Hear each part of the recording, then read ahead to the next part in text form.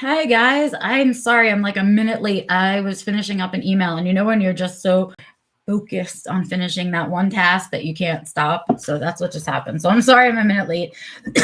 Excuse me. Excuse me. Welcome to Being Becca Live. Yay. It is Tuesday, my friends. And so here we are with our usual meeting space. Yeah, it's Tuesday. So let's talk about what it's like to be an adult autistic alive right now, right here, not when research catches up, but today. And we'll talk about some of the challenges, right? That's what we talk about here. So welcome, you guys. I'm excited to have you. Thanks so much for taking the time out of your day to join me. I have been tossing up a whole bunch of different ideas for what to talk about today. And as some of you know who are in the Self-Defined Living closed group, I was looking for some input. Hi, Stevie. Hey, Bernard, Nancy, Bill, Morgan. Hi. So I was asking for some input from the group because I was on a toss-up about what to talk about today. And I started to get like, I look at other, all right, I'm going to be honest. Let me get comfortable so I can be honest. Okay.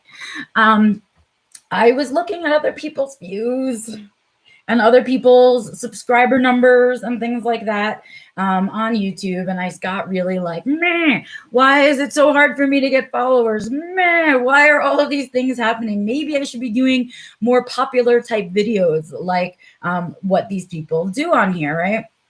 And so I tossed it out to the group, and you know what I got back? A resounding, please keep doing what you're doing. So, okay, here we are.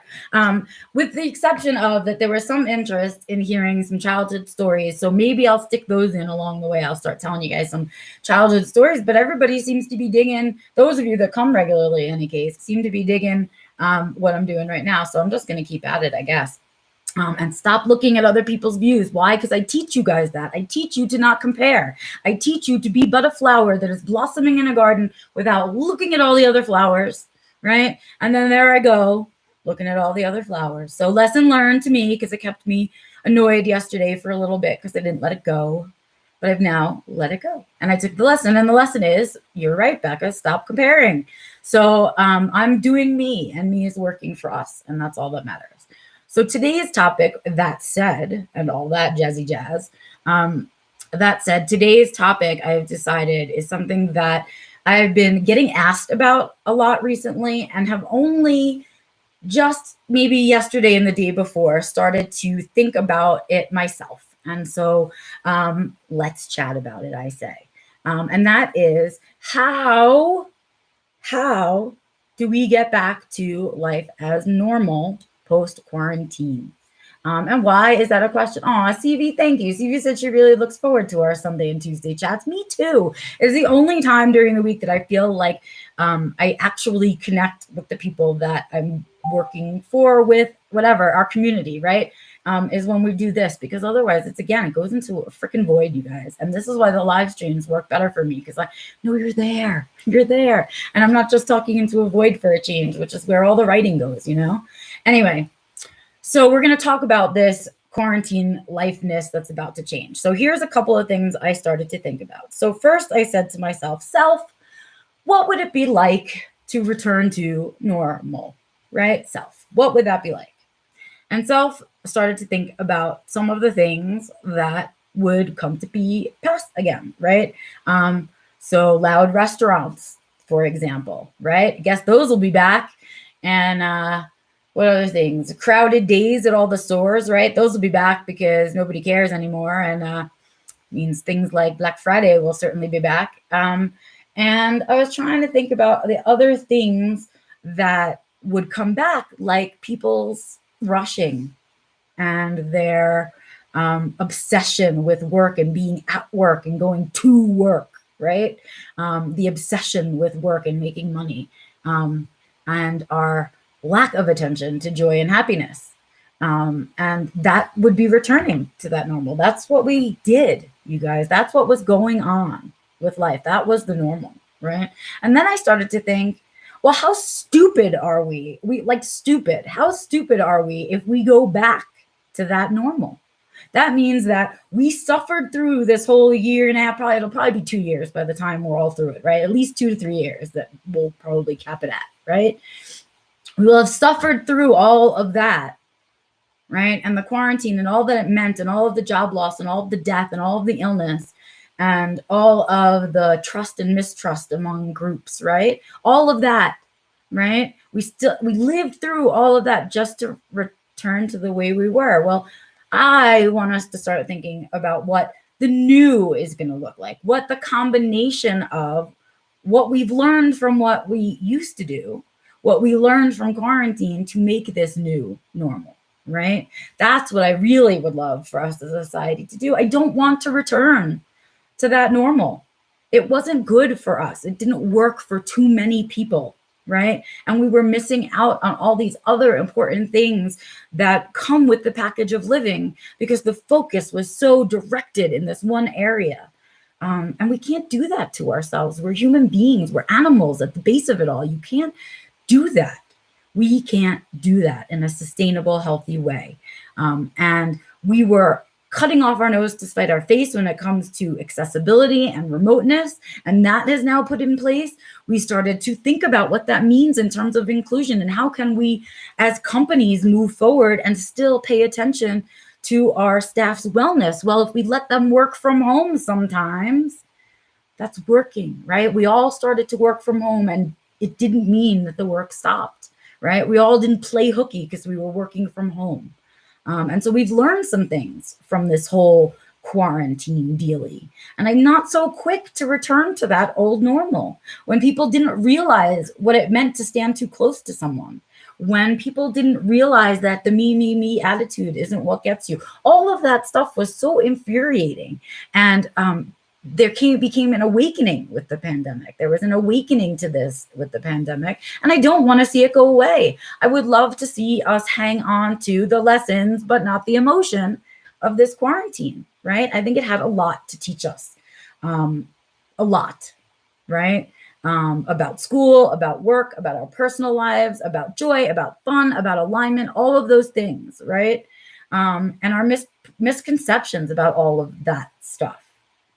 And so I don't know, I'm not in a hurry. And I think it's because I'm not in a hurry that I haven't really started to think about it. Because if I really start to think about it, I get angry about all the things that I don't want to see come back.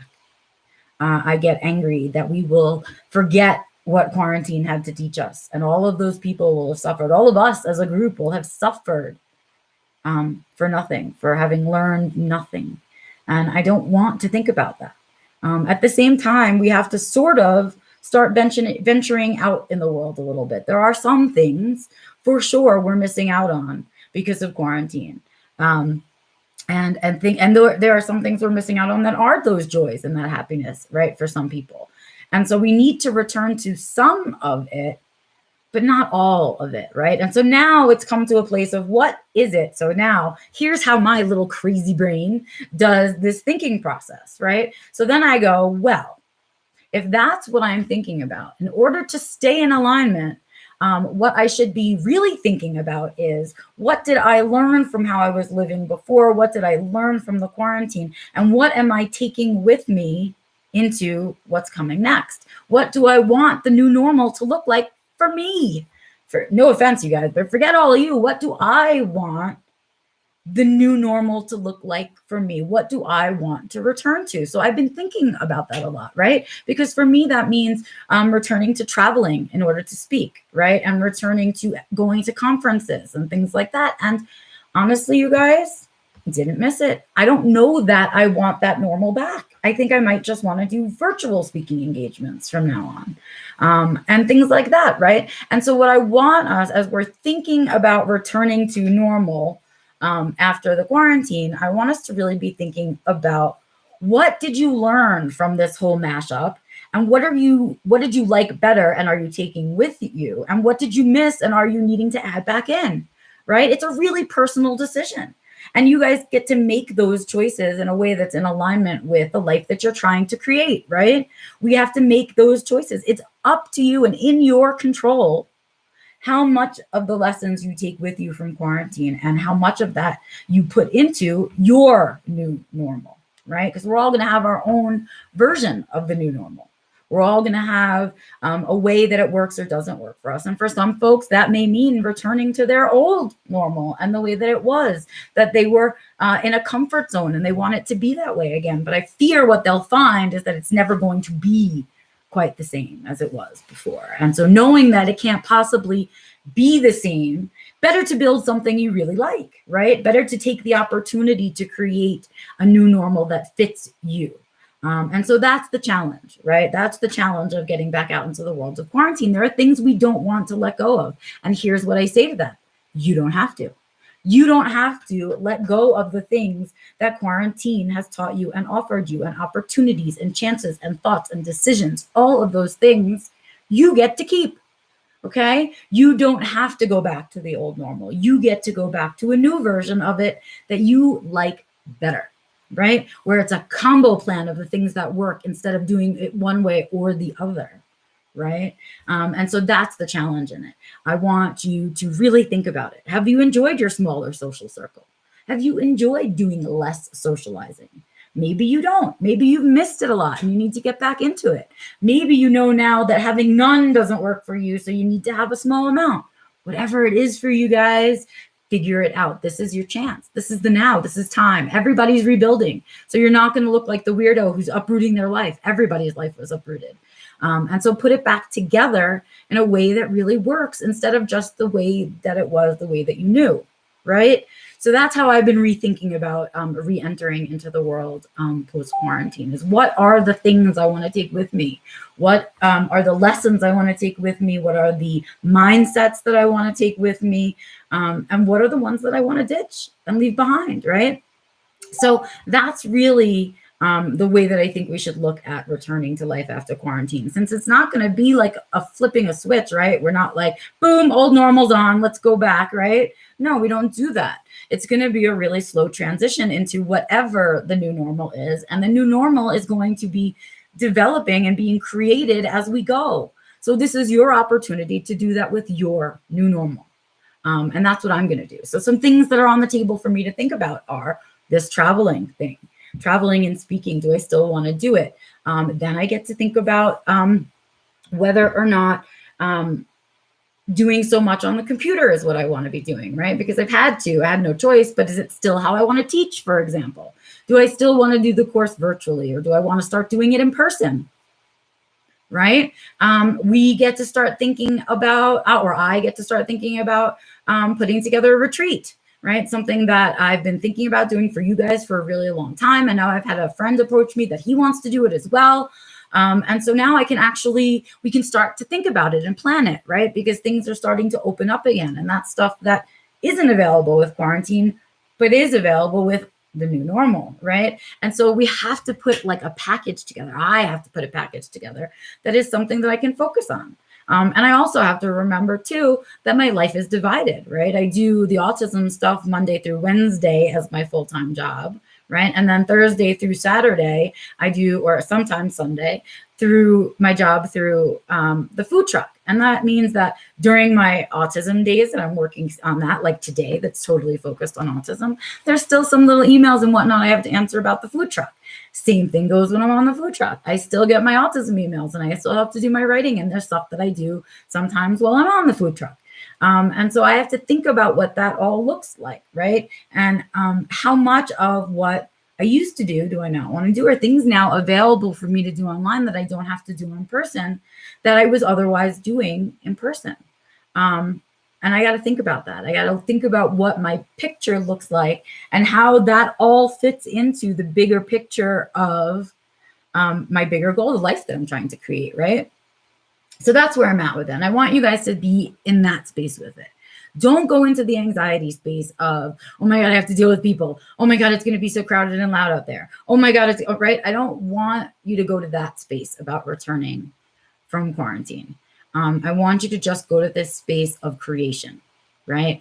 I am going to now create what my new normal looks like. And it's going to have the things I liked about quarantine, and it's going to have the things I liked about the old normal, and not the things I didn't like or that didn't work out of those things.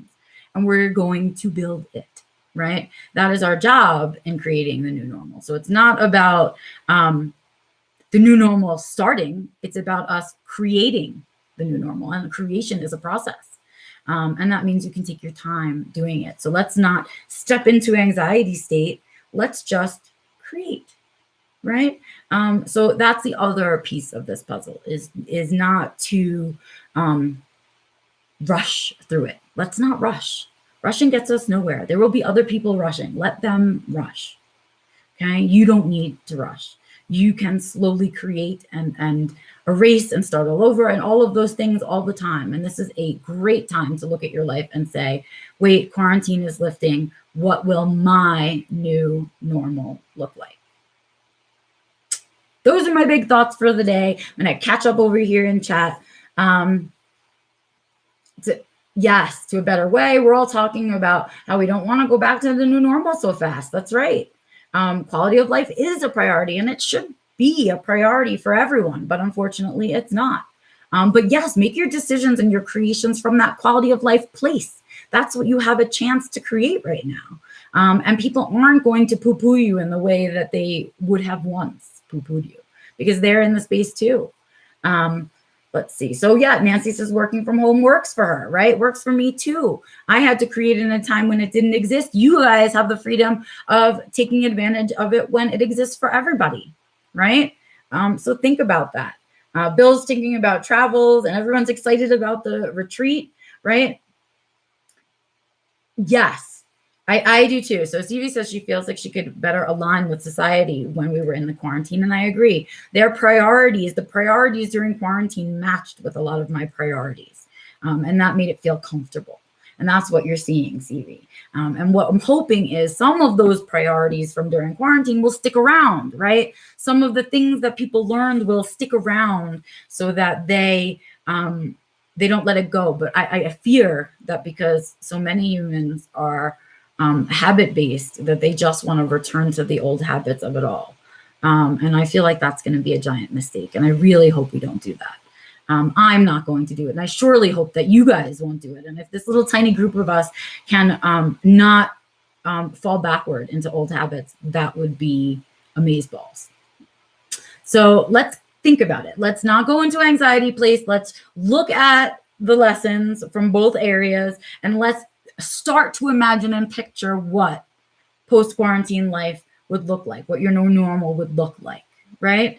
And then we can start implementing it. But let's first imagine it and not quite jump into it, with our full bodies, okay? I think that's the key to the whole thing, is to not like rip the Band-Aid off and go out into the world and go to a rock concert. I say that's not the way for us. I say we need to take tiny steps. We need to do what's comfortable and easy first, then do the harder stuff. That's just how it works. That's how we build up momentum, is doing the easy things. So whatever is easy for you to pick back up, right?